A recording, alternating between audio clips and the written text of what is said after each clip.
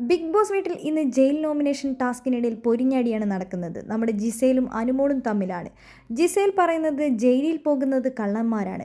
അതുകൊണ്ട് തന്നെ ഈ ബിഗ് ബോസ് വീട്ടിലെ കള്ളനെന്ന് ഞാൻ കരുതുന്നത് അനുമോളാണ്. എൻ്റെ ഡ്രസ്സുകളും അതേപോലെ തന്നെ എൻ്റെ മേക്കപ്പ് സാധനങ്ങളും എല്ലാം കണ്ടുപിടിക്കലാണ് അനുമോളുടെ പരിപാടി എന്ന് പറഞ്ഞുകൊണ്ട് അനുമോൾ ആക്ട് ചെയ്യുന്നത് പോലെ ജിസേലിൻ്റെ പുറകെ നടന്ന് കാണിക്കുന്ന പലതരത്തിലുള്ള പ്രവൃത്തികളും ജിസേൽ അവിടെ ആക്ട് ചെയ്ത് കാണിക്കുന്നുണ്ട്.